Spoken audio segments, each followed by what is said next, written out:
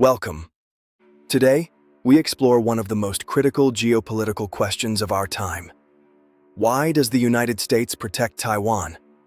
A small island, roughly the size of Maryland, yet it sits at the heart of global security and economics. For decades, this relationship has defined the power balance in the Pacific.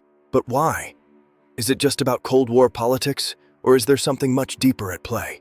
To understand, we must look at three key pillars: strategy, economics, and ideology.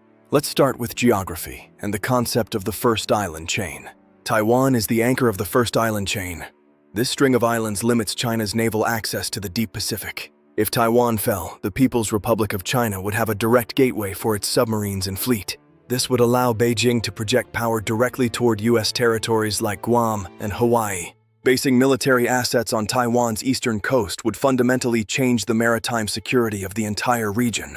It could also isolate key U.S. allies, including Japan and the Philippines, by severing vital communication lines. For the U.S., Taiwan is a vital barrier that maintains regional stability and deters unilateral aggression. The historical context of this defense dates back to the late 1940s, evolving through various crises. But military strategy is only half the story. The other half is made of silicon.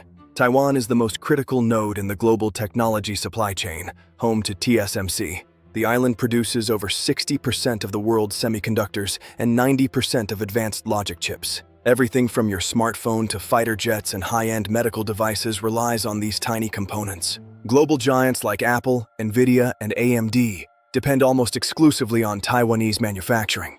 This creates what experts call a silicon shield, a deterrent where war would destroy the global economy. A conflict here could cost the world over $10 trillion, nearly 10% of global GDP. That's a bigger shock than the 2008 financial crisis or the COVID-19 pandemic combined. Different scenarios, from blockades to full invasion, show devastating impacts on every major economy. For Washington, protecting Taiwan is not just about an ally, it's about preventing global economic collapse. The concentration of advanced chip making in one place makes it a single point of failure for modern life. Beyond chips and ships, there's a powerful third reason: the preservation of democracy. Taiwan has transformed from a military dictatorship into one of Asia's most vibrant and free democracies. Its society is ranked as one of the freest in the region, standing in stark contrast to authoritarian models. Protecting Taiwan is a moral and political priority that upholds the liberal international order.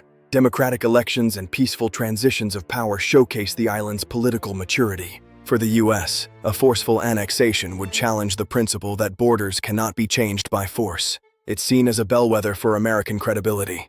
If the U.S. fails here, allies everywhere might lose trust. The defense of Taiwan is thus the defense of the shared values that link the Indo-Pacific to the West. This complex commitment is managed through a unique framework, starting with the Taiwan Relations Act of 1979. The law mandates that the U.S. provide defensive arms and maintain the capacity to resist force. Then there's the policy of strategic ambiguity, deliberately not saying if the U.S. would intervene. This aims to deter a Chinese invasion while also discouraging Taiwan from declaring formal independence. However, rising tensions are putting this long-standing policy under incredible strain.